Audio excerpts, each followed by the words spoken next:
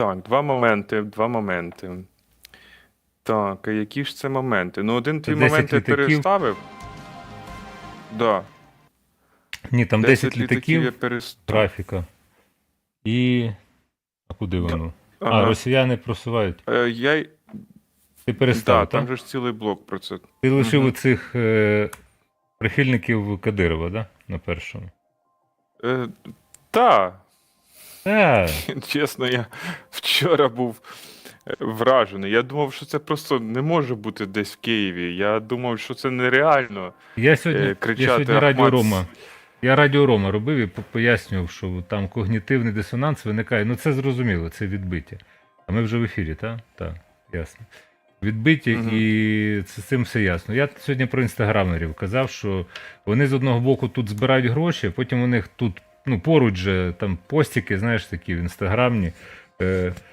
Це от чих-пих, кавочка, романтичні прогулянки. Ну ніби нічого не відбувається. Тобто ось тут ми збираємо, а ось тут ми все одно живемо світським якимось таким життям довоєнним.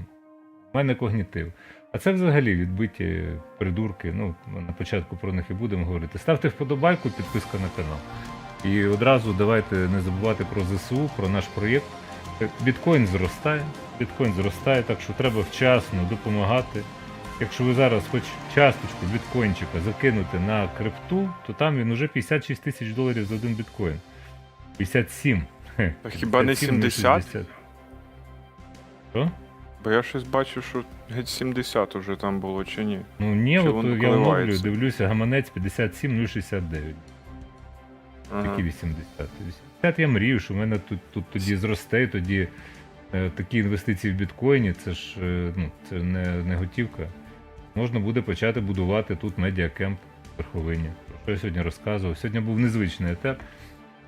Радіо Рома позапланово в окулярах мета. Я тут ходив, показував, що де у нас прапор, Фріда Белла і взагалі залаштунков життя. Так що зайдіть, подивіться, це все є на інстаграмі. Ну і в ефірі теж є. Записав, Влад ставив на етер. От. Ну, власне, Вікторія Бірюченко. Дякуємо на рівні «Слава Україні». Так, що у нас тут ще є? Що у нас дивиться? Сьогодні щось такий якийсь кволий день по переглядах, я от відверто скажу. Але назва етеру тобі кажуть лайк, подобайка. Сива волосина Це Пачівського просто- пише добре. Ну, Ну кажи, починаєш, то продовжуй. ні, так а ти ж продовжував. Ти словом, а як воно має бути? Макрон ввійде в війська. Ну це дуже смішно звучить з одного боку. Ми про це будемо говорити, тому що ніхто і такого від Макрона не очікував, але є там така певна деталь, суттєва, мабуть, що деталь. Але добре, що ця дискусія вже відбувається. Це вже не на рівні там якихось там чуток, джерел і все таке. Це серйозно обговорювалася, була дискусія в тому Парижі. Так що і Фіцо покажемо сьогодні, до речі, і цього його друга Орбана. Жалюгідні люди, чесне слово. І про Михайла Ткача теж скажемо, бо там цікаві деталі. Його сьогодні затримали в Польщі. Я знаю. От. Цікава деталь. Макрон це полягає- ти сьогодні так писав натхненно за Макрона, ну це ж вчорашнього дня, тобто вже пізно ввечері. У мене вже Ну, все сплилося. ну, або так. це пізно ввечері була новина, або я прокинувся в 4:45 і читав уже в 4:45. Я вже плутаю, чесно. Так що. У нас в телеграм-каналі воно з'явилося десь в годину чи в півдругої ночі, десь почало Ага. це все Ні, в цей час з'являтися. я перепрошую, в цей час Отаке. я ще сплю, а в 4:45 вже не сплю. Того і всім бажаю тримати руку на інформаційному пульсі завдяки телеграм-каналу uman.ua, нашим вечірнім студіям, ранковим і денним. Ось і все. Ось і початок. Вперед.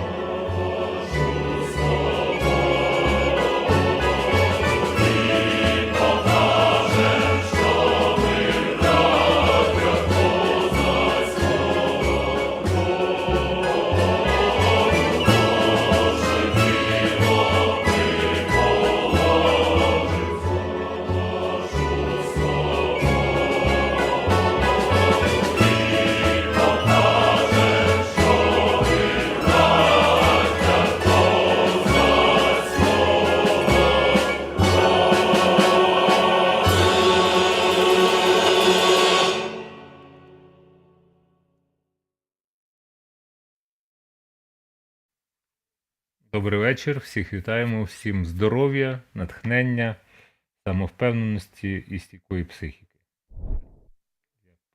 Здорової самовпевненості, це головне, а не такої, знаєте, яка деструктивна може бути, що яка засліплює, і ти нічого не бачиш, і преш собі далі, а потім погані речі стаються. Отако.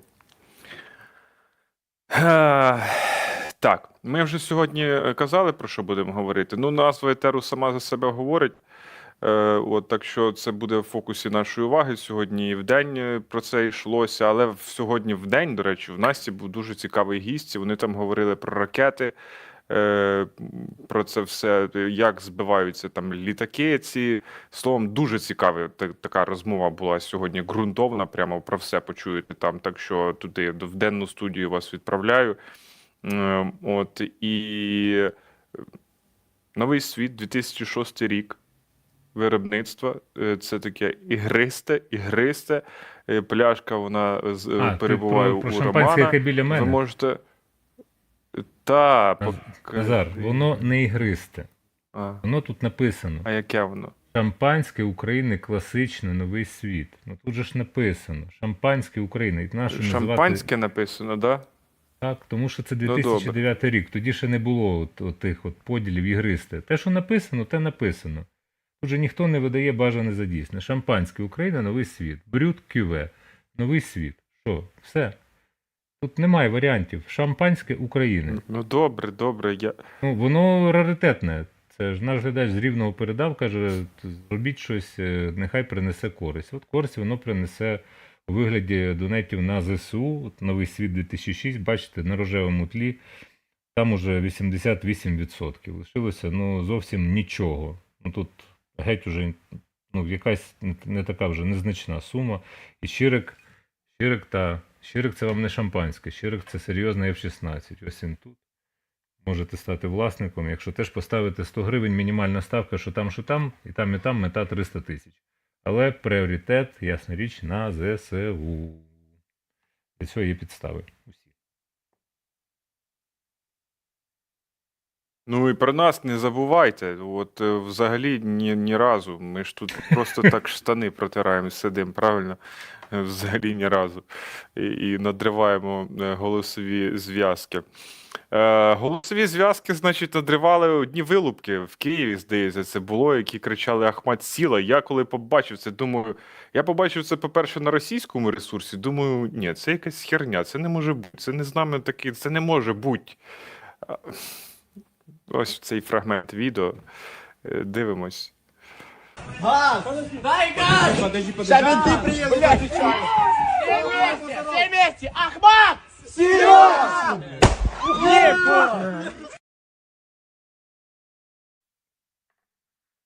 Ну, вилупки просто. І врешті підтвердило, що це таки на Київщині відбувалося, і СБУ і Нацполіція викрили молодиків з Київщини. Ось вони вже в соплях стоять, маму кличуть, які на вечірці записали відео з гаслами кадирівців. Йдеться про 6 осіб віком від 17 до 21 року. Під час святкувань вони стріляли з пістолета та вигукували оце своє «Ахмат сіла», окупаційні гасла. Потім це виклали в соцмережі, додумались теж взагалі. Автора цього відео антиукраїнського затримали. Йому планують повідомити про підозру. Вже, мабуть, ще повідомили за статтею хуліганство, це до 7 років тюрми. Автор відео. А ці ж вилупки там всі гуртом кричали «Ахмат сіла». Це ж зрадники просто. От не більше і не менше. Не більше і не менше. Бувають такі недолугі громадяни у нас, розумієте? Я не розумію, чи це від недолугості громадян, чи це вони просто переконливі ідіоти, чи вони ідейні ідіоти, чи де вони цей контент понадивлялися і кричали «Ахмат сіла» і стріляли в повітря з пістолета.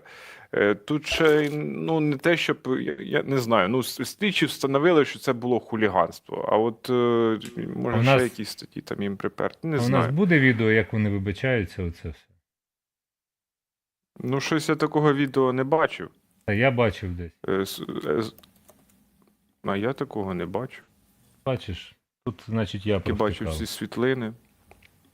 А що мені Та ті ні. вибачення? Йдуть вони, ну, типа. Ні, СБУ не публікувала ці вибачення, здається.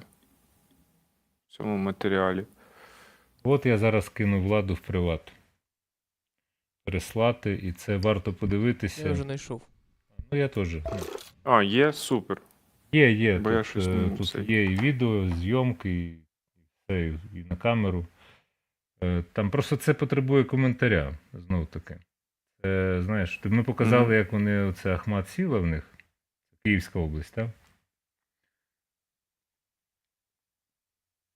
І зараз ми покажемо те, що було потім, наскільки я розумію. Я святкував свій день народження 24 на 25 лютих.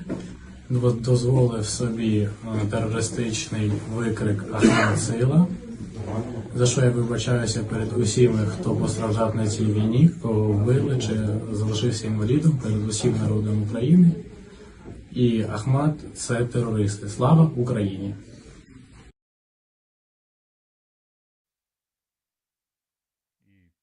Як сприймати тепер Угу. з цього вербального отвору «Слава Україні», я перепрошую. От. Це той дисонанс і той когнітив, про який я кажу. Тобто це соцмережі, TikTok, Інстаграми. Ми на це вплинути з тобою не можемо, ну направду.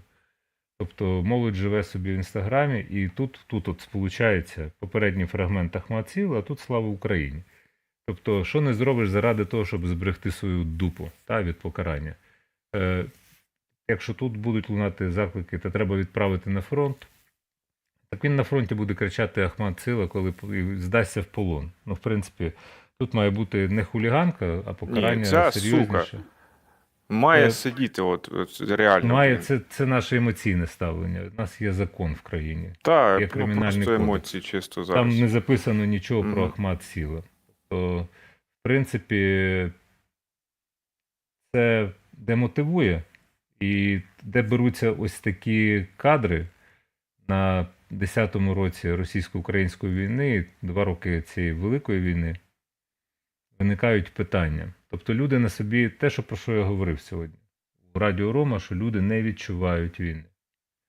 От просто для людей у більшості є відсутність відчуття відповідальності, відчуття те, що ти живеш в цій країні, маєш розділити її тяжку долю зараз, відстояти незалежність, якщо ти хочеш жити в успішній країні, так, темні часи. Батьки, питання до батьків. Тобто, а хто батьки, а що там, де воно, куди воно тягнеться. Не здивуюся, якщо вони дивилися фільм «Слово пацана». Це от пропагандистське, там, де головний герой, тут хто досліджує, сказав, що схожий на маленького Путіна.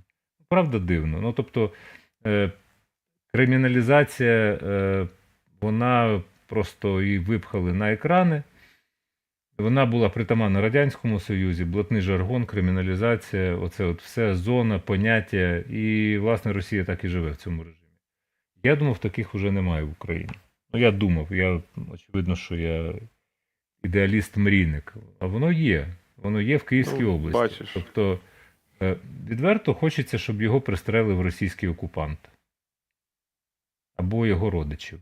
Тоді, може, до нього щось дійде. Можливо, це не точно. Хочеться, щоб такі виїжджали до Ахмата, який Сила, в Чечню, і там жили, на здоров'я. Там тобі покажуть, як сідати правильно на пляшку. Кричіть там. Кричи там що завгодно. Це той баласт, який нам не потрібен, тобто це не є ні активом, нічим. І пасивом не є, і активом не є. Нічим це не є. Це біомаса.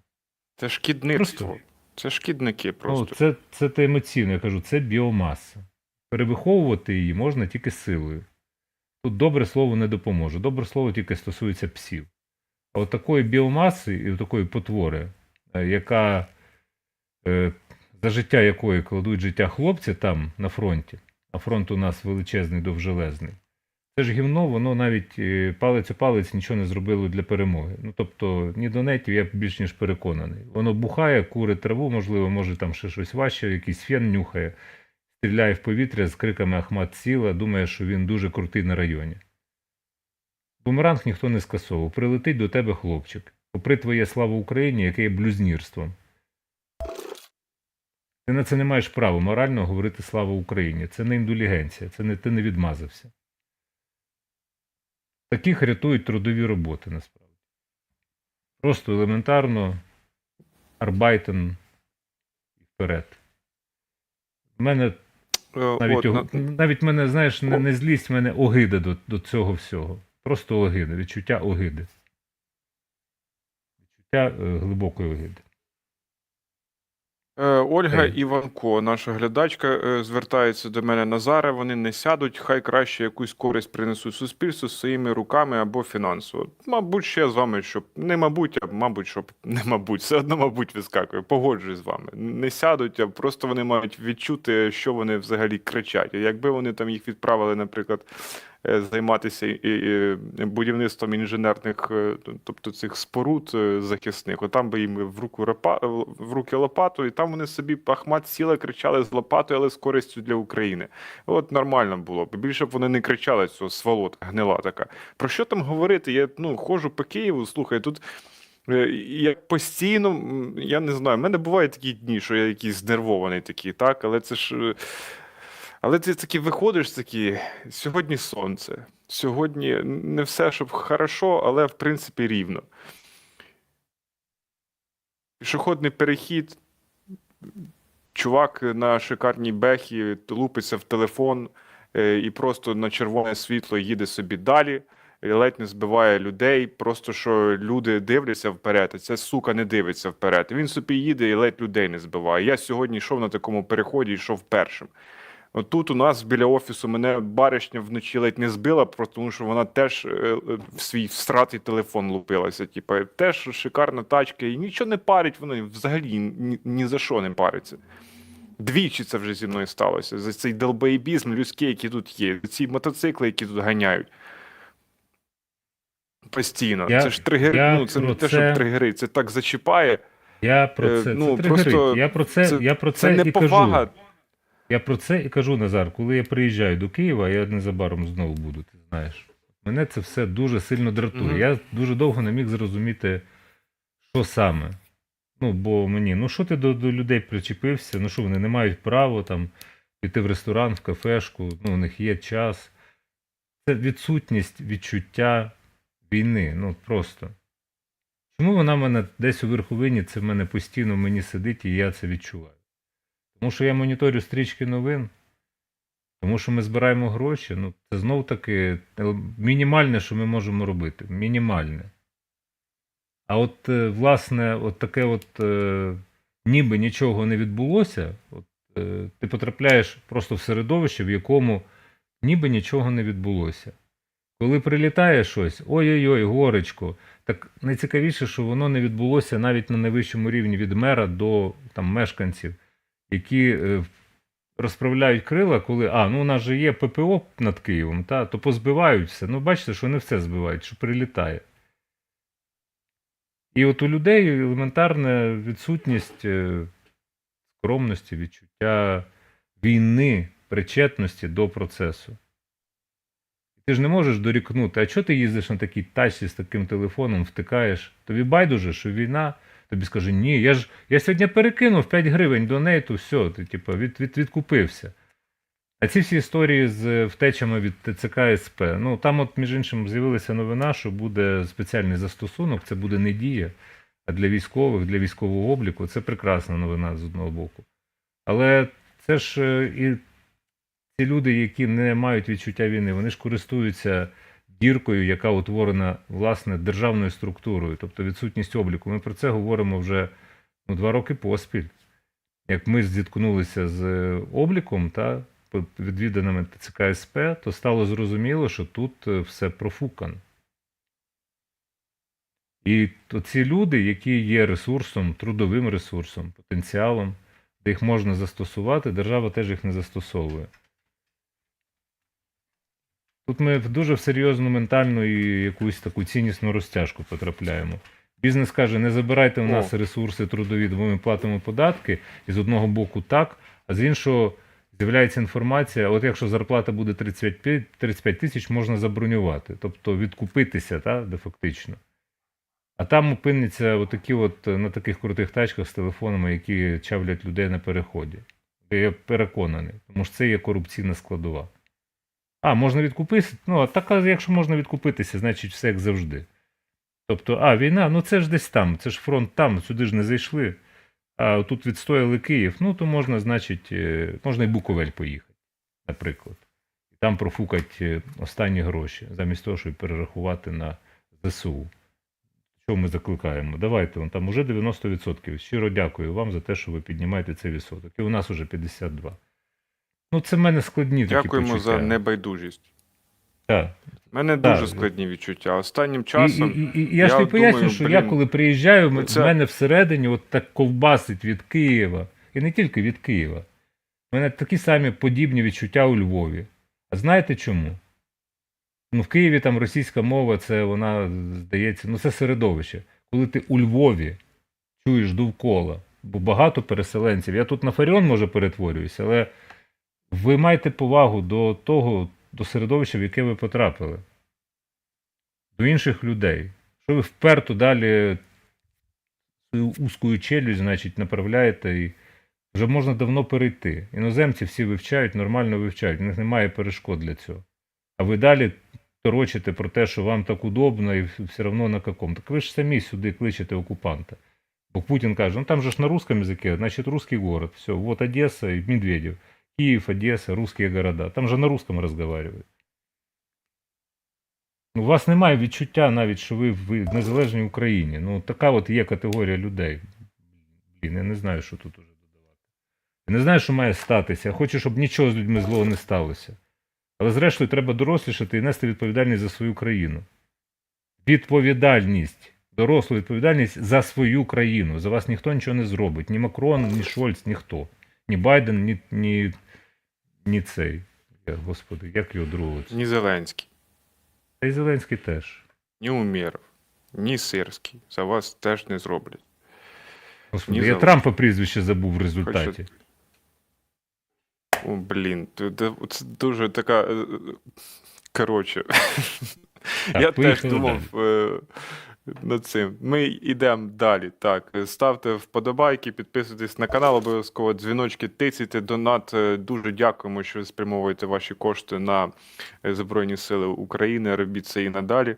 І про нас теж не забувайте підтримати нашу роботу. Всім дякуємо. Так, ну що ж, до подій на фронті. Так от, наступна це тема в нас. Росіяни просуваються біля Авдіївки.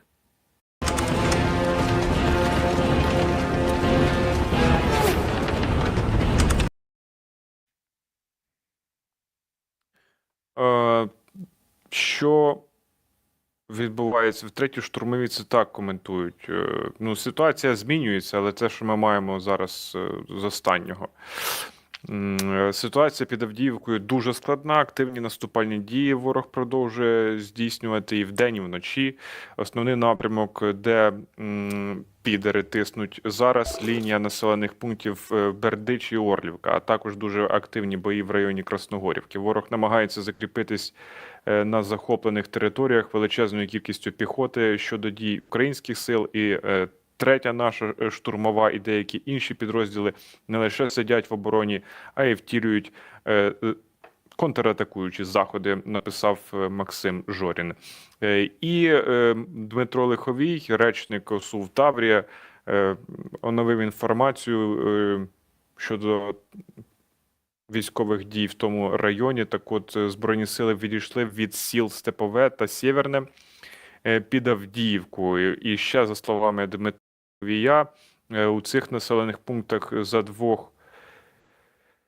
на двох до війни разом було до 100 мешканців, до 100 жителів. Тобто по 50 жителів були у цих населених пунктах. Я вчора там казав, мені так не подобається зараз останнім часом цей тренд. От все, ми програємо. Просто мене, знаєте, що тригерить, що це, бляха, не гра, це війна. Це не шахи і не стратегія, це війна, там гинуть люди, там наші військові б'ються і вбивають ворога, нищать ворога. І оце, які питання від журналістів бувають, лунають, типу, на якому там рахунку ми зараз, на якому таймі ми там знаходимося. Це тупі питання були справді, тому що війна це не гра.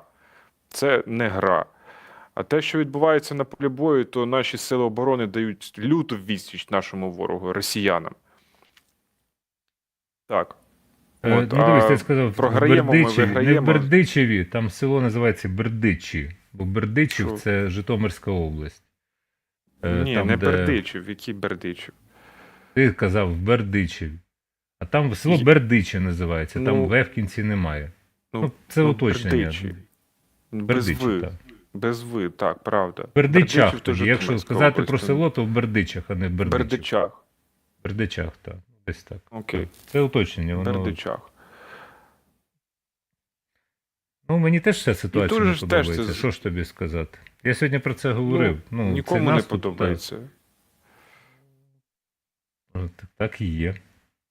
Так є. Вони не зупинилися в Авдіївці, далі от тиснуть на оці малі села. Бачимо, ну, Deep State Map вони викладають. Там. Ну що, у нас сьогодні далі. Ну, тут немає що обговорювати, тому що я не фахівець, але на карту подивилися, бачимо, тиснуть і витискають наших далі. Наші відступають, виводять війська. Нам про це говорить Дмитро Лиховій. Констатація, більше я нічого вам не скажу. Подобається мені це, не подобається. Назару теж не подобається, це нікому не подобається. Ми відчуваємо, очевидно, брак набоїв, очевидно, брак постачання техніки, і очевидно, що там є за свідченнями брак укріплень при відході. Ну, тобто нема за що зачепитись. Хоча кажуть, що далі є. Але це я не знаю, як перевірити, я це не перевірю. Це треба їхати на місце і перевіряти. Я Я не тут знаю, в Ром. чаті читаю Ну, щось Київ, типа, розслабився, треба Роману їхати, наводити лад. Слухайте, я вам що, поліцейський? Якщо я почну ще лад наводити. давайте, це називається перекидання відповідальності. Давайте хтось там щось зробить. Ну ні, друзі, візьміть відповідальність хоча б за себе. А не хтось за вас там щось зробить. Ніхто за вас нічого не зробить. І держава наша теж за нас нічого не зробить. Ну, тут є народ, це ви всі, так? Які на щось можуть впливати тільки разом, а не поодинці. Оця консолідація зараз, це те, що лежить зараз на поверхні. Через ці два роки Великої війни кудись це все розсіюється. І, тривожна тенденція, але сподіваюся, одуплимось якось. Розсіюється. Розсіюється, так. Ні, Так, і сьогодні... насправді, Назар, тут давай ми зараз будемо жорсткіші, там, тому що все ж таки ти якби там не засуджував цих малолітніх робочків, які Ахмат Сила, і всі решта, ти там до людей ти все ж таки гуманно ставишся. Насправді, коли ворог був практично вже в Києві, на Берестейській, якщо я не помиляюся, танки їздили по Оболоні або БМП. Київ просто Буча, Ірпінь, це ж передмістя Києва, де-факто. Гостомель, всі ж всралися. Реально всралися, присіли на дубку і все. Консолідація, вона 100%, всі і зброю брали, і що треба зробити. А тепер отаке фронт за штам. Знаєш, про це Сайгон говорив в інтерв'ю Мельничуку рік тому. Про те, що воно повторюється, що це людей, аби це перетворилося на заморожений конфлікт, на якесь АТО. Він про це говорив. І я не знаю, що може вплинути. Як подивитися правді в очі, такий відсоток дорослих людей в Україні все ж таки не вирішальний. Відчуття того, що ти мусиш все робити для того, щоб була перемога, прийматися, щоб в тебе серце боліло, так, не можна сидіти, розслаблятися.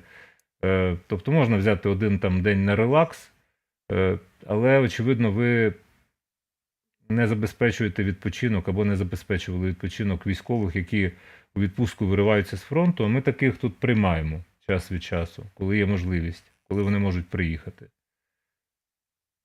І розмови з ними, вони, можливо, найцінніші. Їм треба більше розказувати про свої переживання і психоемоційні стани. а не просто говорити, що там срака, там пекло, це зрозуміло. Все, що вони хочуть спокою, мають на це право. Це називається ретріт, коли вони просто замикаються в кімнаті, днями сплять і десь там один день собі можуть дозволити поїхати в якісь гори, або на квадроциклах проїхатися, або просто пройтися пішки. От у них є така потреба.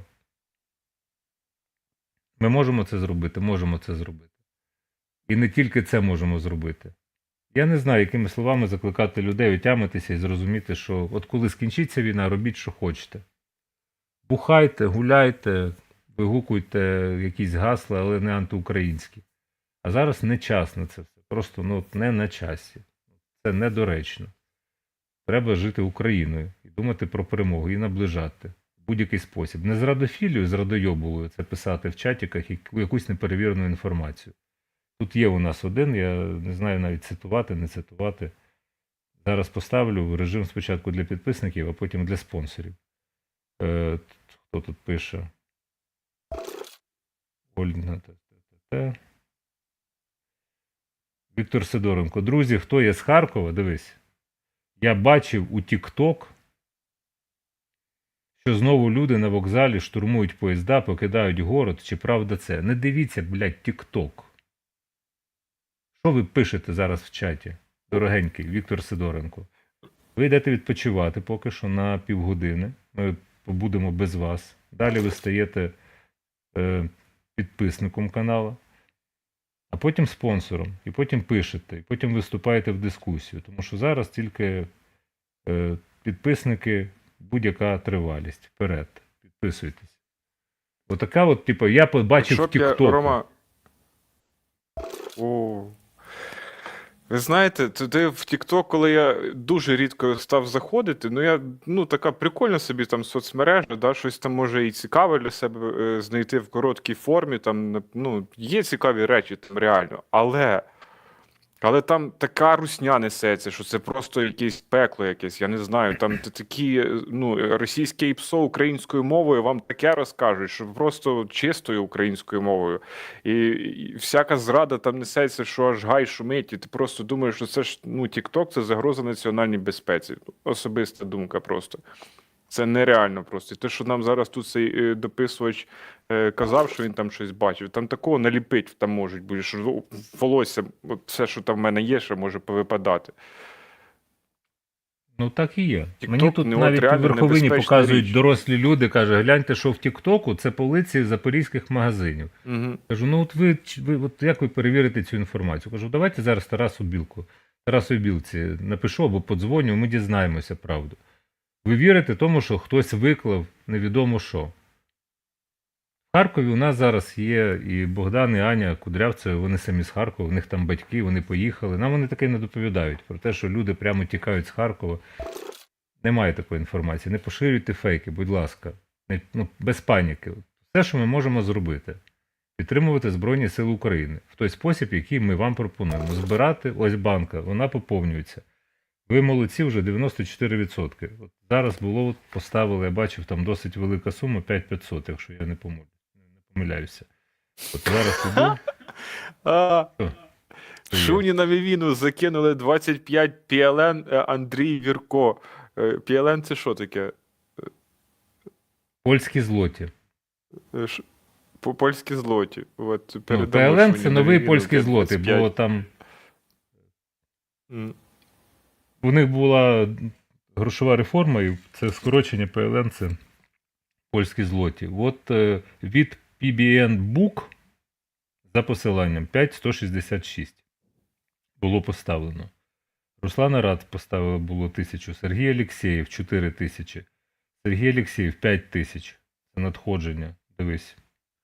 Ми вам, Людмила Б. 2000. Людмила Б. 1000, Віталій Кухарок 1000. От я просто дивлюся виписку, та? Елеонора Кілько 1000. Це от те, що в районі від 1000 і більше, я от озвучую. Дякуємо вам щиро, ми це цінуємо. Або PBN Book знову за посиланням 2900 було. 94% нам би забити, вже 6% завершити цей збір сьогодні. Ми тоді дізнаємося, чия ж пляшка шампанського, новий світ. Там є вже чергова, але ми пляшку шампанського ставити не будемо на розіграш. Щось придумаємо інше. У нас тут призів є, які ставити призи. Є гобелени ручної роботи від майстрині з Німеччини. Є оцей світильник, який за мною стоїть, з тубуса зроблений. Ну, це все умовні призи. Ясна річ, що ну, друзі, все, закритий збір, Ром. 100%. а вже закритий. Ну, тоді по завершенню етеру там все одно буде.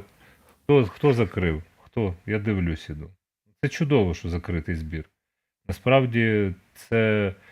Ну, можливо, навіть такі розмови наші, розумієш, коли ми звертаємо увагу, що нам соромно. PBN Book 16900, тобто тут немає імені, прізвища. Ставили просто 16900, і це, я наголошую, що це не нам на проєкт. Я наголошую, що це збір для Збройних сил України. І це важливо дуже. Дуже важливо розуміти, що ми тут не приліплюємося, ми лише посередники, ми лише організовуємо збори. Ми мовчимо, хто з нас скільки донейтить з власних там гонорарів і інші способи. Ну, тобто ми собі медальки не вішаємо на лацкан, що ми такі молодці. Це не ми молодці, це ви молодці, наші глядачі, які дивляться з нами в один бік. Я за це вам шалено вдячний. І не буду тут... Ну, тобто я кажу це абсолютно щиро, не для того, щоб пробити на сльозу, а тому що я, чесно кажучи, надто сильно переймаюся всім, що відбувається. І думаю, що це абсолютно доросла позиція, але безсило сидіти і журитися, поширювати всяку херню з Фейсбука, з Тіктока і неперевірених джерел, припиніть це робити. Ми вам подаємо якусь перевірену інформацію, і ви теж маєте керуватися перевіреною інформацією, а не чутками. Особливо, коли ви чуєте таке. Мені одна знайома, у якої знайомі, сказала, от таких людей, оцю зрадойобулу, треба гнати в шию подалі за обрій. Я зазвичай довіряю інформації, яку мені розказують ті, хто на фронті, якісь це очі на місці, фактично. Ті, хто там може сказати, яка є насправді ситуація. А отак от підхоплювати будь-що, як гілку, як якийсь смолоскип, який хтось залишив при дорозі, і ви далі біжите, як олімпійський чемпіон з Еритреї, пливете через Тису, опиняєтеся десь там на Заході, в Празі, в Берліні, в Будапешті, то нам таке не підходить, нам з вами не по дорозі. Вже 300-500, і це добре, що ми перекриємо більше, ніж 300 тисяч, які ми ставили. Дякую вам за те, що ви є. Наприкінці етеру, Влад, готуй рандомне визначення. Може, поставимо ще якийсь приз, можливо. Може, там знову 2 позиції будуть, як просто знаку подяки. Так, давайте, Назаре, далі рухатися. Так, тому що продовжується як-не-як, я ж кажу, українське військо б'ється, от як воно б'ється. Далі тема, російська авіація страждає і падає. Что за вспышка была? Спроси! Дайте площадку. Черт, нет уже Коля, диспетчерской. падаем! Та ну, Влад, це звідки фрагмент? Це з гри. Літак падає. А, це з гри. Так. Ну, Влад у нас ігроман, він знає. Тут найкраще підходить крутое піке, знаєш, те, що показували. Вже показували. Та я розумію, але воно найкраще підходить. Ну, менше з тим. Тут крутое піке зараз буде на відео, точніше, на фотографіях. Красиво. Назаре, провадьте. І за сьогодні повітряні сили повідомили, що о 10 ранку такий бадьорий ранок був збитий Су-34 нашими військами. Це винищувач-бомбардувальник. І о 12 чи о 14, здається, був збитий ще один літак силами оборони. Су-34, про це йдеться, власне. І далі ще командувач повітряних сил, Збройних сил оборони Микола Олещук показав фото палаючого російського Су-34. Раніше нам такого не показували, тепер нас ощасливили цією чи то знак оклик, чи то знак питання. Ну, це наступна світлина. О, та, це не знак оклику і не знак питання. Це так падає Су-34 російських військ. І щоб ви розуміли, за 10 днів це вже 10 літаків. Є інша інфографіка. Збито і Су-34, і Су-35 були збиті, і А-50 був збитий так само. Подивіться на цю вражаючу просто роботу. Це, друзі, це клас. Я не знаю, як добирати ще слів і дякувати цим хлопцям і дівчатам, які роблять ось це. Ось це роблять. Досі лишається нерозгаданою таємницею чим. Розумієш? От досі це просто обговорюється всіма експертами. Я в YouTube як не зайду, там далі, знаєш, ми з тобою могли б займатися. Загадкова українська зброя збиває. Ну, типа, що це може бути? Це F-16, ми це вже обігрували. Це F-16 чи якісь далекобійні ракети або щось інше. Що це може бути? Невже з рогатки? Невже це стінгером? Невже іглою? Слухайте, збили і добре. Це для нас це що означає? Це не просто там рахунок 10 літаків. Ясна річ, що в них ще є в запасі, хоча Буданов пояснив, що ще один збитий А-50 і все. Далі ротація неможлива, бо це ж екіпажі цілі. Там же ж до 17 людей в екіпажі. О, В Су-24 там, здається, один, а в Су-25, здається, два. Я можу помилятися. Але в чому суть? Бо зараз москалі, чому ми кажемо, там сумна ситуація на Сході, тому що нам не вистачає набоїв, а з іншого боку вони почали активно застосовувати каби.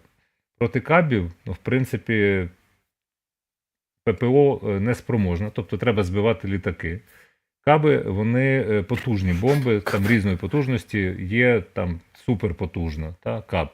Каб – це така модернізація бомби, ми раділи, коли нам такі надали теж.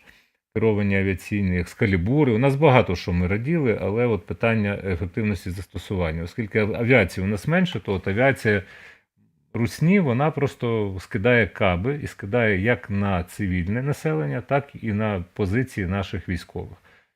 Від каби врятуватися надзвичайно важко. Він просто робить величезну вирву. Ну, тобто це призначено для того, щоб навіть руйнувати укріплення. Чим менше літаків в повітрі, А-50 – це радар літаючий, який скеровує оці всі Су-24, Су-25. А Су-24, Су-25 – вони носії оцих от кабів, крилатих ракет тощо. Тобто вони не носії балістики. То навіть цей кінжал – це теж напівбалістика. Менше з тим. От. Так що для нас це дуже хороші новини. 10 літаків за 10 днів – це прекрасний результат, це значить, що менше кабів буде падати. А якщо наші методично збивають, якщо є чим збивати, давайте просто порадіємо цьому і не будемо далі задумуватися, а чим. Тому що ця експертність умовна, вона починає вже виводити, як і байдужість багатьох в містах, які просто дозволяють собі жити паралельним життям, незважаючи на те, що війна. Дома собі їсти смачно зробіть. Нахіра вам той ресторан? Сядьте, випийте з друзями, замкніться, щоб вас ніхто не бачив. Не влаштовуйте перформанси на вулиці. Не лізьте на рожон, що називається, просто. Майте повагу, будьте дорослими і здонатьте на ЗСУ. Все, що від вас зараз потрібно. Не можете донатити, йдіть працюйте на військове виробництво. Не можете працювати, йдіть станьте на облік ТЦК СП, чоловіки. про Ескалібур, то це артилерійський боєприпас. Хочу який має GPS-наведення. Такий смарт боєприпас, бо тут щось ти так про авіацію, ракети і тут Ну Ескалібур. я все підряд. Ми ж це вже... Ми, правда, я не Катерина Супрун, але трошки я гуглю, розбираюся, бо сьогодні там Гуменюк Наталя, та що Південь, вона сказала, от вони поставили Онікси. Тепер вони поставили Онікси на озброєння в Крим. Здається, Онікс. Це ракети, вони, правда, розробки там яких років. Є камінь Онікса, є ракета Онікс, протикорабельна ракета. І вона розробка 70-х років. Але все одно вона далекобійна і маса ракети 3000 кілограмів, 3900 з ТПС. Що таке ТПС? Зараз дізнаюсь. Можливо, ні. Одним словом, все це є в Вікіпедії, загугліть і будете знати. Все одно я вночі, там, якщо є час, або дуже зранку вивчаю інформацію додатково, поновлюю і так далі. Так що ворог, вони наступають, вони рухаються, вони самовпевнені зараз, а тим часом Захід колупається, як завжди, в носі. І Америка теж оце з'ясовують. Як же ж допомогти Україні? Вам уже 150 разів підказали, як допомогти Україні. Менше говорити, більше робити. Так, це в мене сьогодні емоційне щось. Я вже на такому. У мене вже глісада, у мене Радіо Рома емоційне, потім з Настю Кримовою теж там по півгодинки побув. Ну і вечірня студія теж, але, чесно, трошки виснажливо. Тому нам чирик теж насипайте, бо щоб ми тягнули цю лямочку. Угу. Нова Каховка. В окупованій Новій Каховці партизани влаштували вибух біля входу в штаб партії Прутіна та неподалік від так званої виборчої дільниці. Так вони передали привіт окупантам і зупинили фейковий виборчий процес, заявили в Центрі національного спротиву. Зараз ворог намагається приховати присутність партизанів і розповідає про атаки безпілотників, щоб не сіяти паніку.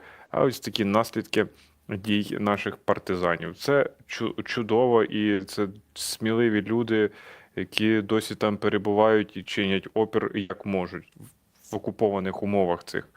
Це капець. І ще тут міністр закордонних справ зробив цікаву, до речі, заяву. От він закликає чоловіків українських за кордоном подумати над можливістю повернення на батьківщину для її захисту. Ми поважаємо індивідуальний вибір кожної людини, але ми також закликаємо всіх українців, які виїхали з країни з початку повномасштабного вторгнення, розглянути можливість повернення додому, сказав він. Очільник МЗС наголосив, що нікого не примушує, оскільки є ситуації, за яких чоловік не може повернутися в Україну та допомогти їй військовим шляхом. Такий заклик пролунав, але ті вже, хто виїхав, навряд чи, мені здається, повернуться, оскільки вони виїхали з конкретною ціллю. Абсолютно точно. І Берегтись. тут би, якби пан Кулеба, нам би його на діалог, скажеш Олексію, хай він домовиться. Я от прийду в Київ, от мені цікаво з ним записати інтерв'ю. Бажано. Якби Кулебі було цікаво, то ті, хто хотів повернутися після 24 лютого, вони повернулися одразу. Я знаю масу таких людей, які повернулися з-за кордону. Масу. Всі решта, вони виїхали, ти правильно говориш, з конкретною метою.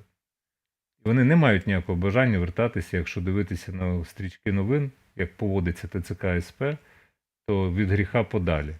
Навіть якби вони хотіли, то вони знають прекрасно, що через низову таку активність ТЦК СП їх можуть просто відправити на фронт і все. А що це означає, якщо в них там родини можуть бути за кордоном? Це значить, що не буде в родини батька, наприклад.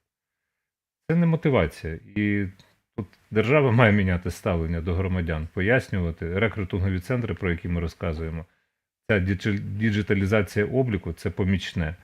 Правильне розподілення ресурсів. Ми про це безкінечно говоримо. Просто закликати, коли Кулеба сказав, що будемо битися лопатами, ну я не думаю, що там буде стояти черга на кордоні, черга за лопатами в першу чергу, а потім для того, щоб потрапити в цю систему, яка ніяк не може виправити власні ж помилки. Маю на увазі територіальні центри комплектації і соціальної підтримки, колишній військкомат.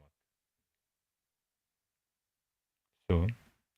Ну далі я тут ставив. Так, а це... Це я ставив. Так, це я ставив, що Росія є абсолютним рекордсменом санкцій. До 22 лютого 2022 року Росія була на другому місці після Ірану, це інфографіка від Economist. На той час проти Тегерана було введено 3616 санкцій і обмежень, проти Москви 2754. На третьому місці була Сирія, 2608 санкцій. Пік санкцій у 2022 році припадає на лютий-квітень, червень, липень та жовтень. У 2023 році санкції були введені в лютому-червні. Останній пакет санкцій був введений в грудні. На даний момент готується 13-й пакет санкцій проти Російської Федерації. і кількість санкцій там 18 тисяч 772. Чи це допомагає? Я думаю, що тільки санкціями обійтися не вийде. Тому у нас на арену, на сцену виходить хто? Еммануель Макрон.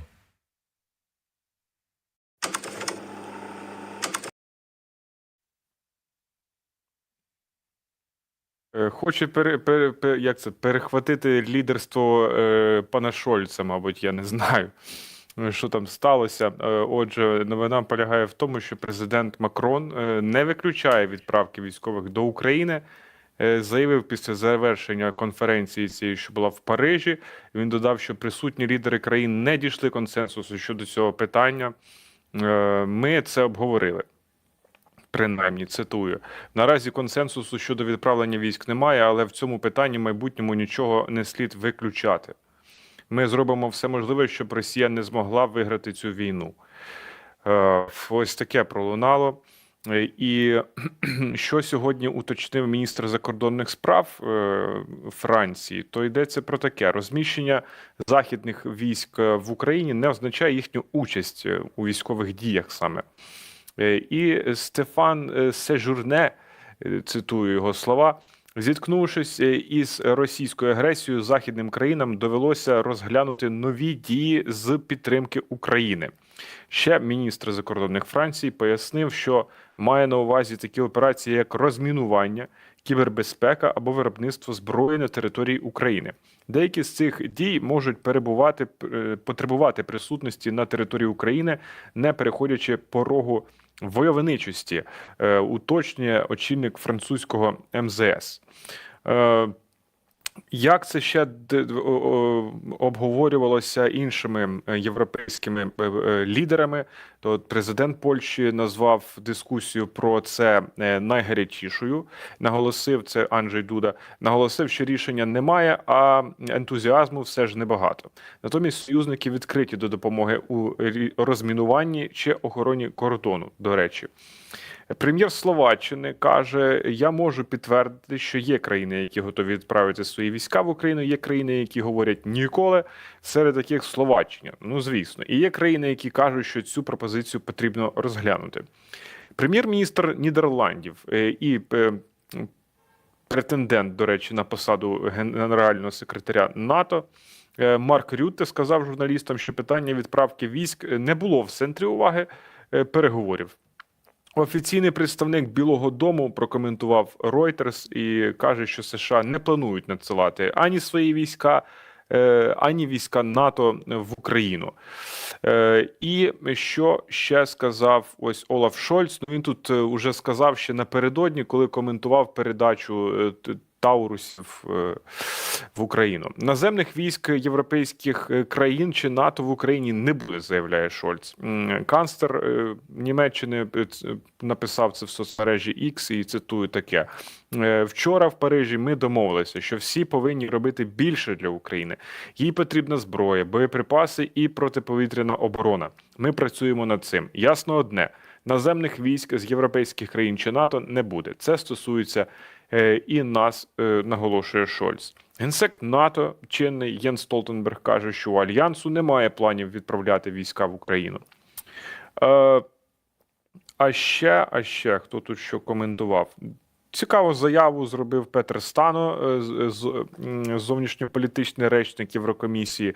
На сьогодні, він каже, в ЄС є консенсус щодо надання Україні всього, що їй потрібно для протистояння російській агресії, будь-які інші рішення в компетенції держав-членів. Тобто тут не потребується ніякого там консенсусу якогось, тобто кожна країна, якщо захоче, член Європейського Союзу, буде ухвалювати там якесь своє рішення. Тут вони кажуть про сухопутні війська, ніхто не каже про повітряні якісь сили цих країн.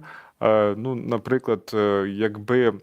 Я знаю, що точно, я читав матеріал з американськими льотчиками, то є серед них які аси, які можуть брати в штурвал F-16 і бити московитів тут, на території України, тільки дайте дозвіл.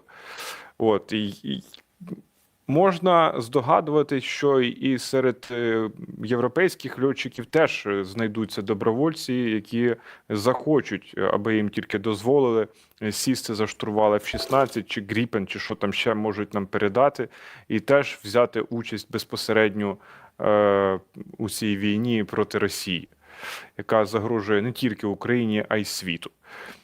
Ну, От дивись, такі, якби, дивись. думки. Дивись, тут пролунало багато обнадійливих заяв, і тут же включили задню, там Шольц і так далі. Там кожна країна вона сама може вирішувати, надсилати чи не надсилати. Там гаряча дискусія була. Шольц, ясна річ, що ну, там не буде, НАТО точно не буде, але хто знає, як воно буде складатися, тому що Макрон же ж він сказав, що ті, хто раніше казали ні стосовно танків, стосовно літаків, тобто ніколи не кажи ні. Ну, це в принципі, зрозуміло. Що це може бути? Це може бути зондування можливої реакції з боку так званої Російської Федерації. От просто, а що вони скажуть на це? Угу. Давайте перевіримо. От ми відправимо війська.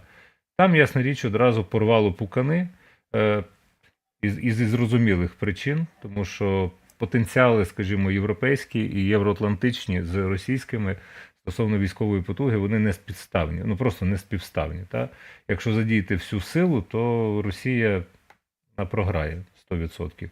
Це і технологічне відставання, це і кількість озброєння і так далі, і тому подібне. В Парижі з незрозумілих, несподівано причин. От був тільки Рамштайн, і тут активізувався Макрон. Очевидно, в нього є якийсь інтерес. Якщо цей тандем Шольц-Макрон, а це Німеччина і Франція, такий давній європейський тандем, якщо він буде успішним стосовно акумуляції сил, мобілізації європейських ресурсів, то нехай буде і так. І тут питання, чи зайдуть іноземні війська європейських країн або однієї з країн НАТО, це в принципі одне й те саме. Ну, Швейцарія не член НАТО. А всі решта Швеція от уже на порозі стоїть. І Балтійське море стає внутрішнім, між іншим, для Альянсу. Але от, власне, це є зондування і гра, можливо, м'язами з одного боку, а з іншого перевірка, а що ж скаже Москва? Ну, що Москва може сказати? Вона може, ну, Дмитрій Медведєв може написати черговий свій пост про те, що ядерка, перейти на пронос Маргарита Сімоньян, Соловйов, це все зрозуміло, чого очікувати. Там риторика не міняється, там нічого нового не буде. Але це зондування. Ну, бо поляки сказали, що якщо внутрішнє море, якщо рипнетеся, то срака вашій Калінінградській області. Швиденько її візьмемо під контроль, тому що Сувалківський коридор ніхто не скасовував. І тому це треба, можливо, нам особливо не тішитися, знаєш, в ейфорії. Ось, все, нам допоможуть, Макрону веде війська. Ні, Стоп. Так. Зондують, нам своє робити. Нам треба тримати психологічну рівновагу і просто методично і системно допомагати Збройним силам в будь-який спосіб. У нас сьогодні лейтмотив програми вечірньої студії, в принципі, не будьте байдужими до долі своєї країни, долучайтеся в будь-який спосіб. Ахмат ніяка не сила.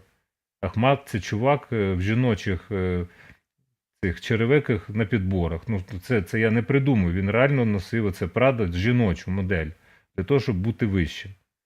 У Путіна зріст чогось виріс до 180 см, хоча в нього там і 170 не було. Це так медики там доповіли, що він коли там поліз в літак, то в нього зріст нормальний 180 і вага там 85, здається. Виріс. Бач, як підріс Путін. От. І не треба, у нас тут несподіванок немає. Ми, здається, і так уже все прекрасно знаємо про нашого ворога. Ми знаємо, що це війна для нас екзистенційна, тобто на виживання, на існування України. Все, що ми можемо робити, підтримувати військо, дотримуватися законів, не бикувати і вкладатися в перемогу кожен як може, будь ласка. Ми вже закликаємо протягом цілої програми, ставайте доросліші, врешті-решт. За нас це ніхто не зробить. А буде допомога? Круто. Не буде допомоги? Погано. Ну це ж зрозуміло. Але, здається, там уже, що називається, гузиця стискається у європейських лідерів. Вони розуміють, що це неминуче. Вступ Європи, Європейського Союзу і в НАТО в цю війну для того, щоб вгамувати Путіна. Рано чи пізно це станеться. Американці теж. Ну, ніхто не хоче, я розумію. Ну ж так не хочеться вилазити з теплої ванни, розумієш, коли на дворі мінус 20. Українці, ну там, нам їх шкода. Ну ми ще подумаємо, чи давати зброю. Ну, нібито там тепер локомотивом є Чехія, Петр Павел, зокрема, який каже, так можна знайти. Естонія, між іншим, теж ти про це сказав, Мгм. та? Що 0,25% ВВП. Естонія! Естонія. Ще, цьому ще не тлі- казав. Ти ось Ти сказав. не казав, так? Це я випередив, бо я ж кажу, що я Мгм. стрічки читаю. Але тут отака ситуація. Там, між іншим, ситуація з Навальним Орбан здивував. Відмовився вставати, вшановуючи пам'ять, як він сказав, шовініста. Каже, не збирається, і вся їхня оце, партія, вона відмовилася вшанувати пам'ять Навального хвилиною мовчання в угорському парламенті. Як на мене, трошки несподівано. Тому що риторика Орбана, ну теж таке, знаєш, я пояснюю, що там економіка, вона рулить. Він хоче гроші від Євросоюзу. Так само і Словаччина. Ми з Тамарою ходимо пари, ми з Тамарою санітари. Орбан і Фіцо. Ну, менше з тим, давай далі. Там Європарламент схвалив надання Україні 50 мільярдів євро допомоги. Так. Ви вже дістали ухвалювати рішення про надання допомоги. Давайте допомогу. Ну, так хочеться сказати. Там проголосували, тут знову ухвалили. Камон, everybody, у нас тут срака на сході, у нас срака, наші відступають, нам бракує фінансів і зброї. Давайте. Наші обороняються. І б'ються знаю. як леви. Це просто ви можете побачити ці кадри і 3-ї штурмової, Азову і інших бригад, які луплять цю російську нечисть просто з усієї сили, якої тільки мають і можуть лупити. Щодо і дякуємо їм за це безмежно. І тут навіть слів подяки от мало. Нам тут потрібно фізично в це вкладатися, от всім просто. Не тільки там вірити в ЗСУ. Ні, не вірити в ЗСУ, а діяти треба, якось підтримувати. Ну, дією реально.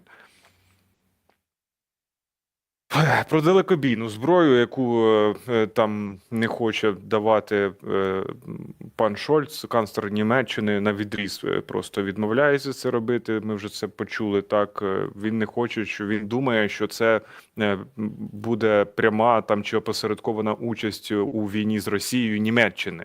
От така в нього логіка, хоча б. Опосередковано вони вже беруть участь, коли вони надають якусь військову підтримку Україні. Не знаю. Так от, є гарні новини, тому що я ж не думаю, що є тільки скальпи, Storm Shadow і Таурус. Ну це неможливо. Це є більше там і іншої зброї. До речі, це в Насті Кримової. Це дуже цікавий етер. І Так. по А-50 і по іншим цим всяким ракетам. Там було дуже кваліфікована думка. Там я чув, ну я, так я от, вийшов з західні. етеру, але я слухав, він там говорить дуже важливі речі. От скажімо, чим ми збиваємо, хто знає, чим наші збивають. Це модифіковані якісь можуть бути установки там протиповітряної оборони. Хто знає, тобто відкривати всі карти, ну це тупо, ну це безумство. Та? А чим же там українці збивають наші літачки? Збивають, рука чухається ліва, це значить, що Щирик зараз буде поповнюватися. Я не жартую абсолютно. Це не спектакль одного актора. От.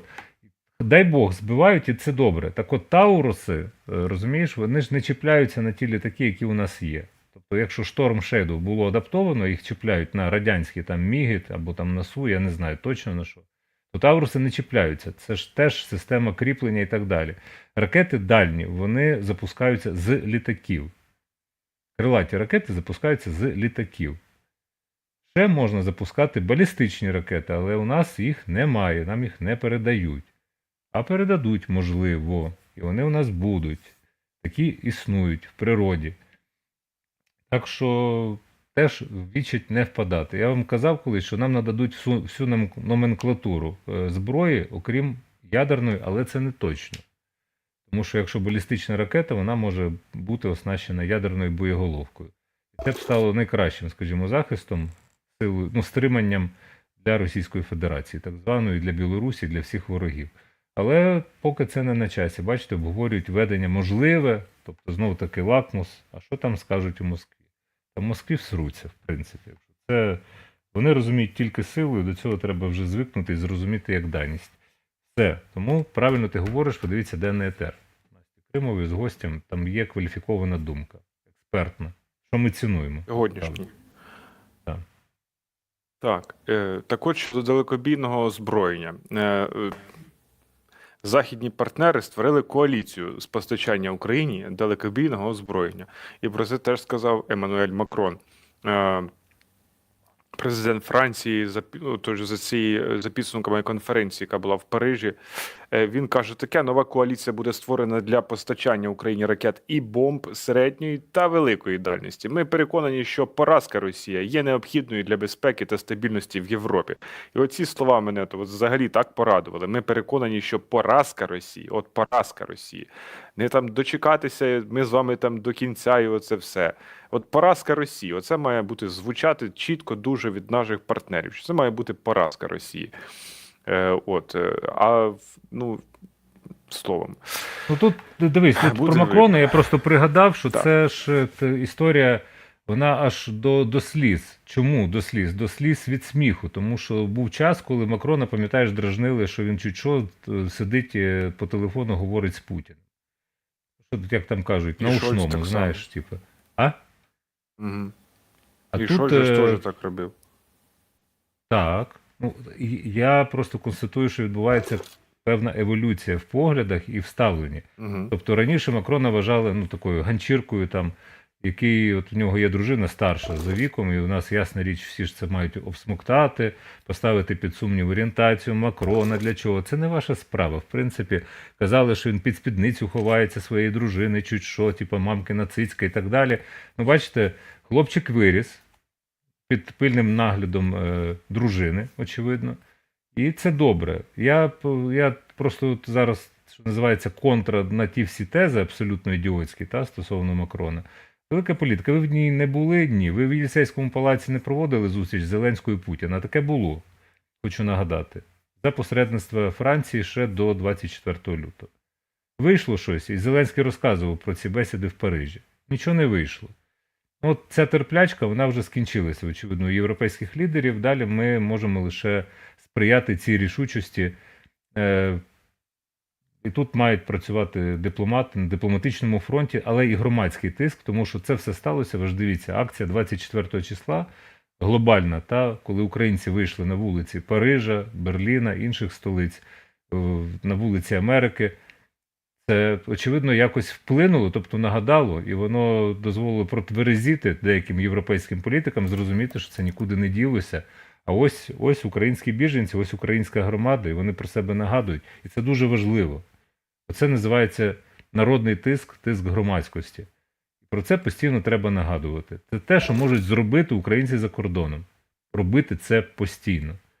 Нагадувати, нагадувати і нагадувати. Далі. Тут з мене записує Наталія Поліщук, новий спонсор наш, до речі. Дякуємо вам, що ви з нами. Отже, відповідаю на питання. Пан Назар, а що в понятті Макрона поразка Росії? Я вам відповім, а я не знаю. Оце дуже теж важливий момент, що в їхньому понятті поразка Росії і що таке перемога України. Ми тут взагалі самі вирішили, що ціль взагалі наша яка. Дійти до кордонів 91-го року, багато хто переконаний, що це така... Ми вже це проговорювали, до речі, на 24 лютого якраз, що це проміжний такий етап загальної такої перемоги України над Росією і світу так само.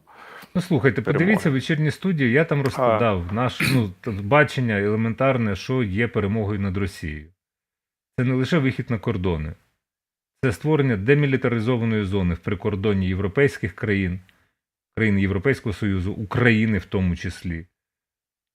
Це демілітаризація, денуклеаризація Білорусі в першу чергу. Потім доведеться, війна має відбуватися на території Росії, капітуляція лише після того, як паде Москва.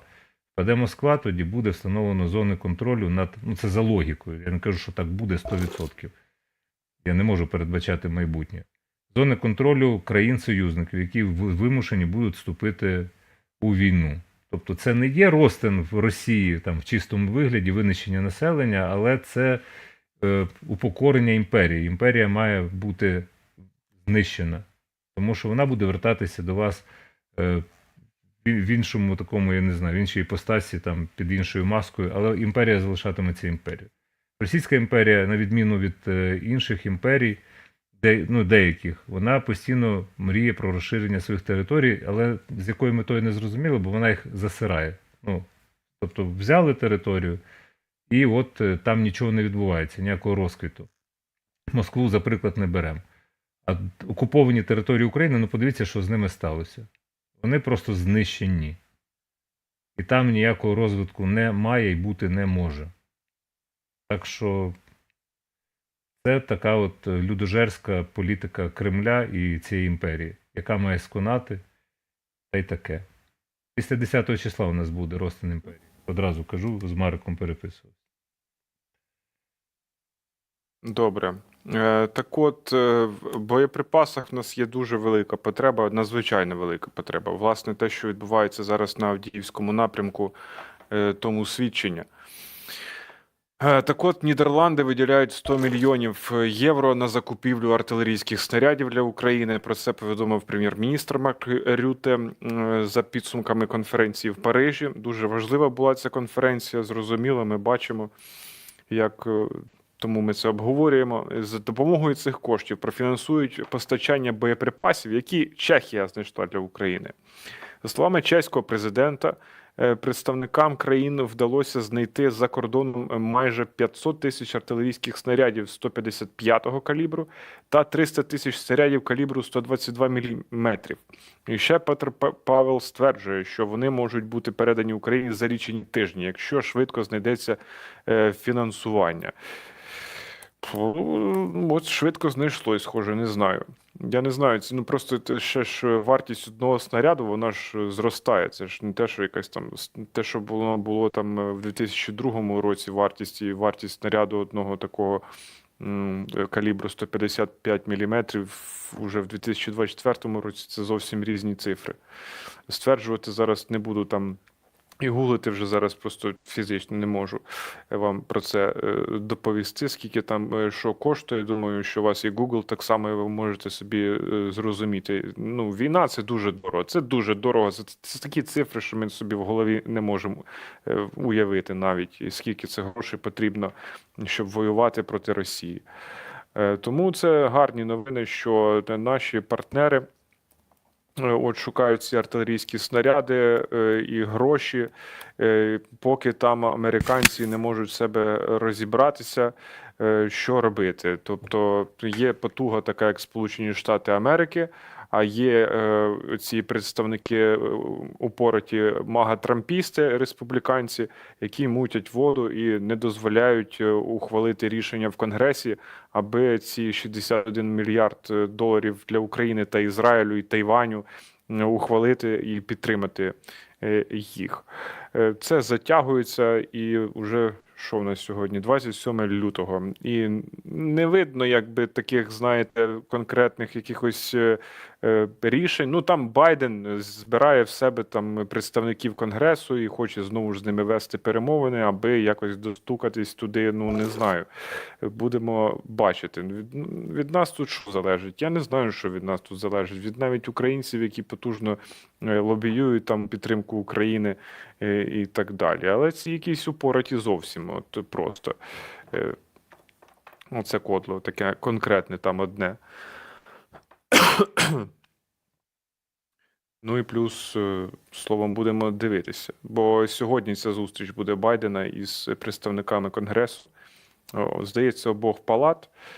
Ми про це писали в телеграм-каналі umn.ua. Не знаю, чи я зараз знайду це є, Джо Байден скликає лідерів обох палат Конгресу, так, це і Сенат, і Палата представників до Білого дому на сьогодні, тобто десь сьогодні вночі там будуть з'являтися ці новини, або вдень, не знаю. Щоб спонукати законодавців ухвалити пакет допомоги Україні та Ізраїлю, а також запобігти черговому шатдауну. Байден планує обговорити терміновість ухвалення пакету допомоги, а також законодавство, яке дозволить федеральному уряду працювати до кінця вересня, зазначив представник Білого дому, який говорив на умовах анонімності, адже зустріч ще не було публічно підтверджено, до речі, наголошує агентство Associated Press. Так, ну, просто я, знаю що, поки там ці, це кризою можна назвати. Кризовий реальний момент, коли не можуть вони ухвалити от рішення дуже важливе. Просто на це все дивиться, наприклад, їхній суперник Китай. На це все дивиться так само Росія і інший світ, які там їхні сателіти, всілякі там інші. Вони дивляться і вони бачать слабкість, а не силу. Тому що коли вони не можуть ухвалювати рішення отак от швидко, і важливі для них самих так само. Хоча вони кажуть, що не будуть там відправляти ніякі війська НАТО і свої війська тим більше. Не хотілося б навіть, нікому не побажаю, там, щоб хтось там відправляв до нас війська. Але так уже як складеться, не знаю. Але це просто прояв слабкості, от цієї потуги, як Сполучені Штати Америки. Я дуже сподіваюся, що вони з цією слабкістю якось впораються. Там, не знаю. Ну, що я можу їм там радити? Чекаємо Хто я назад. такий? Ну що ми можемо зробити? Давай сідаємо в літак, летимо в Вашингтон, беремо Капітолій, як Трамп намагався зробити. Так. Давай. Далі у нас що? Естонія, так. про яку я згадував. Естонія. Ну ми вже це сказали, так, що Це було? Естонія протягом 4 років, ну це Так. просто деталізуємо. Естонія 0,25. протягом 4 років надаватиме Україні 0,25% свого ВВП. Ну це ніфіга собі, так можна сказати. Прем'єр-міністерка Естонії Кая Калас це заявила. Вона також закликала інші держави взяти на себе аналогічне зобов'язання. Ми не можемо гаяти час, тому що Україна насамперед потребує термінової допомоги зі зброєю. Я сподіваюся, що нещодавнє рішення Данії відправити всі свої боєприпаси в Україну надихне інших. От так. Ми також маємо подивитися, яку допомогу можна отримати на світовому ринку, як це вже зробили ось чехи. Чехи. Так. От потужно теж. Так. Словом, Вишеградська четвірка, ще таке є об'єднання із Польщі, Угорщини, Словаччини і Чехії. І ця зустріч відбувалася в Празі, і ось Віктор Орбан і два цих Біби і Боби приїхало ж в Прагу. Роберт Фіцо і Роберт Віктор Фіцо, Орбан. це про нього. Так. А не Біба і ось Боба. що І їм в них там є цілком влаштували. конкретні імена. Так, абсолютно погоджуюсь. Віктор Орбан і Роберт Фіцо. Їх зустріли свистом і вигуками «Ганьба» у Празі. Ось передає кореспондент Радіо Свобода. Подивимось.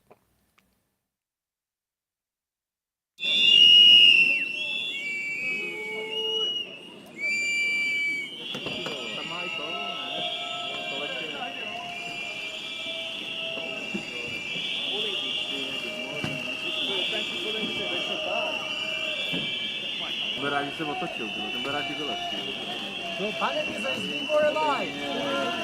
Is Igor alive?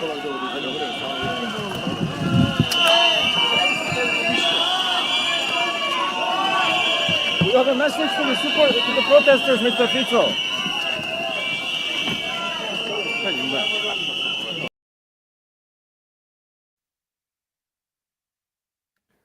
Ну, от дехто з цих громадян, активістів, не знаю, як це ще як їх назвати, тримали в руках, словом, небайдужих людей. Так, тримали в руках плакати з написом «Вишеград мертвий». Ну, а прем'єр-міністр Польщі Дональд Туск сказав, відповідаючи на це, що Вишеградська четвірка, цей формат, він живий. І з'явилося більше деталей.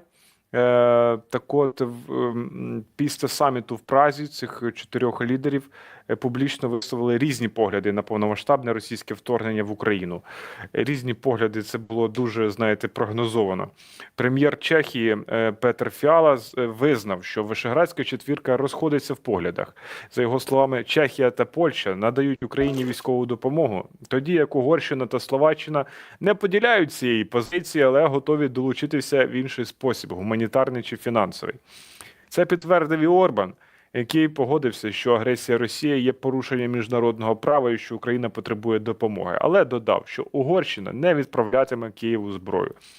Орбан також закликав до якнайшвидших мирних переговорів, і чим швидше, тим краще, думає він. З ним публічно не погодився Фіала. це прем'єр Чехії. Він наголосив, що не вірить у пацифістські рішення і що, поступившись агресору, можна досягти довгострокового миру.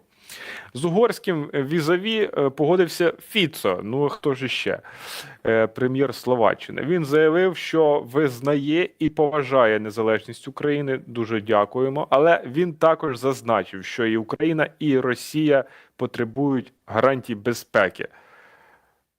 Ну окей, Україна потребує гарантій безпеки, а Росія тут що, в нас жертва? Яких вона гарантій безпеки потребує? Я не знаю.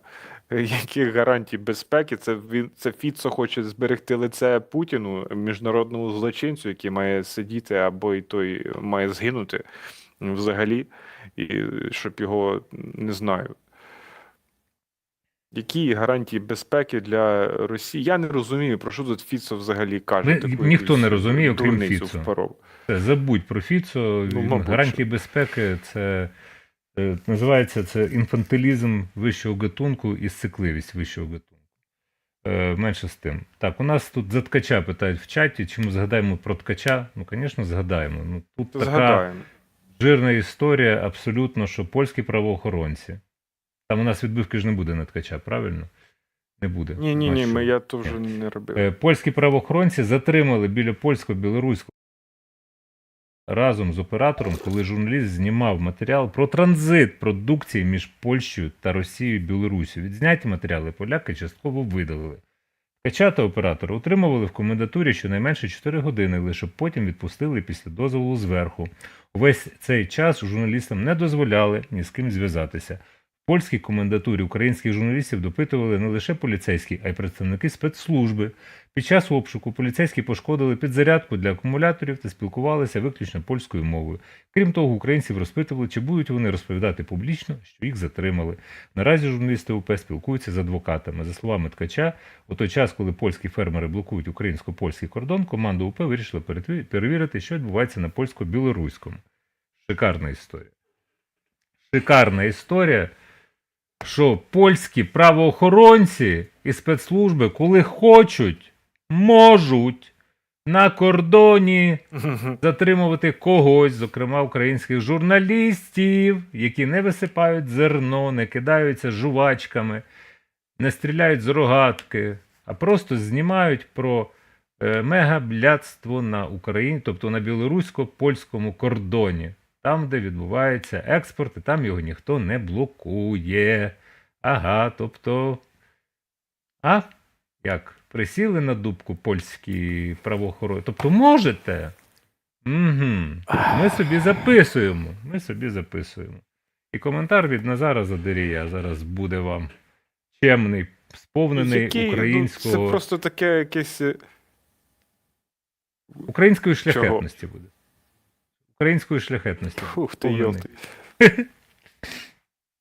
Чесно, це історія, типу, з таким, знаєш, якимось польським лицемірством. Ну, тут більше так це історія. Це польське лицемірство, абсолютно.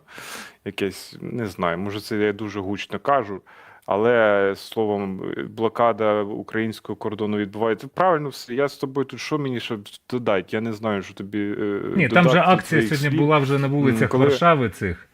Чуєш, акція була на вулицях Варшави, вони там вже запалюють Так. якісь там вогнища, їм не подобається цей от зелений курс чи зелений шлях Європейського Союзу. Бо там це розбирали, цей кейс польський, бо вони ж після вступу до ЄС отримували величезні дотації польські фермери. Їм не подобається, ну, типа, за формальними ознаками, що українське збіжжя значно дешевше. І це вони не можуть заробляти. І я тут погано розумію, так що таке ринкова економіка, хоча, з іншого боку, ми про це говорили, що українське збіжжя настільки дешеве, тому що українські фермери продають його дешево великим українським трейдерам, які потім просто на різниці вони все одно демпінгують на європейських ринках. І тут нікуди це питання не поділося. Це внутрішня справа польського уряду, як вгамувати це, вирішити це питання з Єврокомісією, долучити Україну. Україна пропонувала зустрітися на кордоні, ви відмовилися, сказали 28 березня. Вам до 28 березня фермери, які можуть вийти з-під контролю, спалять Варшаву просто в такому випадку. Але це питання треба вирішувати негайно, тому що українсько-польські взаємини є стратегічні і їх руйнувати жодним чином не можна. Бо Туск говорить, Україну треба підтримувати. Окей. Оця Вишеградська четвірка, Польща, Чехія, треба підтримувати Україну. Оці два Біба і Боба, як їх ти назвав, нехай собі вертаються в Будапешт і Братиславу. Вишеградська четвірка нічого не вирішує. Тобто вирішують конкретні політики, які говорять про необхідність підтримки. Втратити стратегічне партнерство з Польщею для України це буде потужний удар. Так, кажіть, Назаре. Важливий момент в цій історії. Просто зацитую матеріал Української правди і те, що каже Михайло Ткач, журналіст. На допиті в комендатурі я повідомив, що ми журналісти, і сказав, що ми знімаємо, як Польща торгує з Росією через Білорусь і як Польща торгує з Білоруссю. Як сільськогосподарська продукція йде з Росії і Білорусі в Польщу. Було видно, що представники польської спецслужби перелякалися. Вони почали мене запитувати, хто ще про це знає? Чи знають про це українські можновладці, український уряд? Розпитували, хто наші джерела, як ми про це дізналися, скільки часу ми працюємо над цією темою. Просто розумієш? Ну, от. Я розумію. Що тут коментувати, якщо пошкодили техніку, там почистили картки. Ну, застяли, розумієш, в мене був зараз уже на сам кінець, перед тим, як ми шампанське будемо розігрувати. Це просто знову-таки знакова подія, і добре, що вона набуває розголосу. Міша молодець, якщо б поїхав це знімати. Але наскільки вони сцикливі, в принципі, словацькі прикордонники свого часу, ми їхали за формальними ознаками, я був неправий, за формальними. Ми їхали в 5-му чи 6-му році за маршрутом Відень через Братиславу далі. Тобто там трошки території Словаччини зачепити, і, очевидно, далі була Угорщина. Так от, щоб ти хотів знати, на кордоні, а я тоді вперше там мандрував автівкою, зупиняє словацький прикордонник, а там проїхати територію Словаччини з Відня, там кілометрів 60 максимум по території Словаччини. Але, виявляється, треба купити вінєту. Що таке вінєта? Це така штука, якою ти сплачуєш збір за користування швидкісними магістралями Словаччини. Я не знав, я не сплатив. Він тут зупиняє, каже, ага, нема вінєти, каже, давайте піду куплю. Ні, не будете купляти, все, штраф $100. Я йду до каси, кажу, я не приймаю ця касирка, очевидно, там якась схема була відпрацьована, каже, я картки не приймаю. В смислі, картки не приймають, ось банківська картка. Тільки готівкою, кажу, немає готівки. Все, я вас не пропускаю. Я почав дзвонити на гарячу лінію Українського міністерства закордонних справ. Потім вертається цей прикордонник, у нього вже бейджика нема. Кажу, а де бейджик, як вас звати? Я ж мушу знати. І оце все, одним словом, він тримав на кордоні нас 1,5 години, і потім відпустив, сказав, ось вам штраф, сплатите в Україні в банку. Уявляєш? Просто таке от ставлення скотське, і це Словаччина. Тобто замість того, щоб та людина перший раз перетинає, нашу голову виносити, все можна було вирішити швидше і так далі. Або посприяти. Тим більше ми, окей, треба заплатити штраф, йдемо до каси. Каса не приймає картки.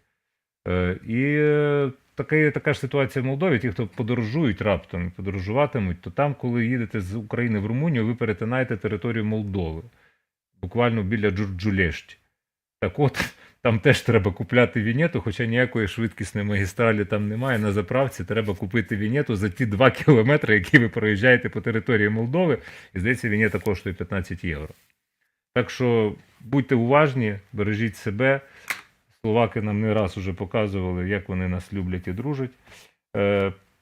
Та й таке. Тепер уже я чат почистив, я увімкнув режим для спонсорів.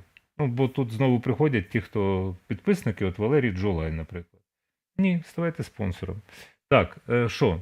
Все, ми завершуємо, у нас 5 хвилин до завершення, але це не означає, що ми тікаємо, тому що ось ми сьогодні з вами закрили, точніше ви закрили, збір на шампанське для ЗСУ.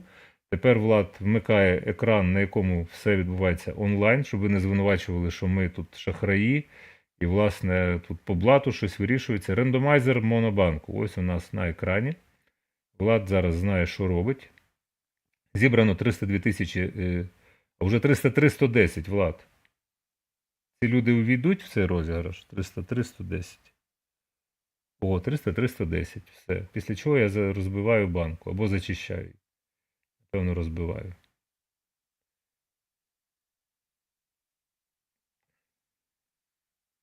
Ну, це завжди такий хвилюючий момент.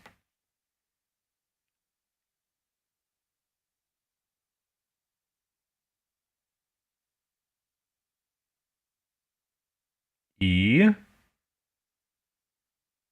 І...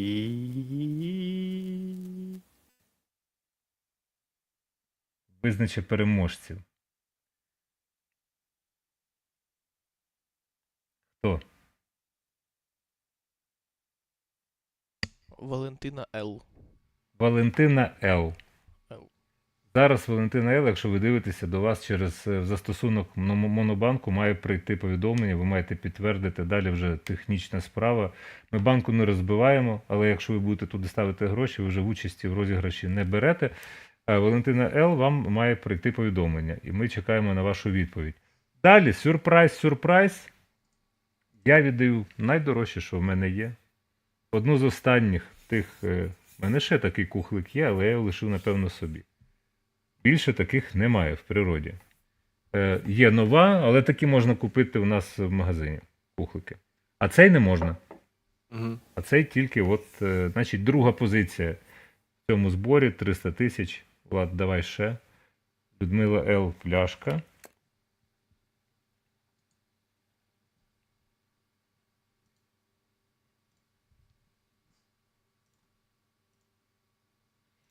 І кухлик. Кухлик.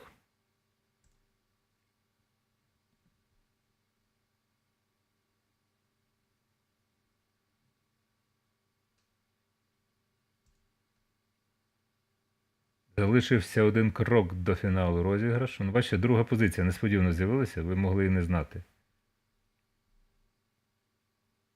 Хто? Емілія Квін. Емілія Квін? Та. Ну от, Емілія Квін. Тепер чекайте, вас теж наздоганяє щастя. Переможці визначені. Дякую вам за цей збір. Дякую. Ми його подолали, навіть не минув повний місяць. Ну, я маю на увазі повний місяць лютий. Ще 2 дні лишається до завершення, але сьогодні ми навіть 101% уже. Так що дякуємо, чекаємо на ваші контакти. І що, лишається там Щирик. Тепер Щирик, поки ми Щирик до кінця місяця, там поки можете ставити на ЗСУ, ці всі посилання є там під трансляцією. Або будемо виводити цей наш квадратик ЗСУ. Це постійно діючий фонд, ви туди теж ставили гроші. Між іншим, доповідаю, ті, хто поставили 100 євро на PayPal, написали про те, що просимо передати Євгену Гнатку, то я гривнями йому вже переказав ці гроші на його іншу банку з фонду на ЗСУ. Ну, щоб не перекидати з PayPal кудись там і так далі. Так що гроші передані Євгенові Гнатку. Все, на цьому тепер точно можемо ставити крапку. До завтра. Бережіть себе. Збитих нам москальських літаків побільше в копилочку. Дякуємо вам за те, що ви зібрали необхідну суму на баночку на ЗСУ. Дякуємо, що ви нас підтримуєте. І бережіть себе, рідних. Слава Україні! Героям слава!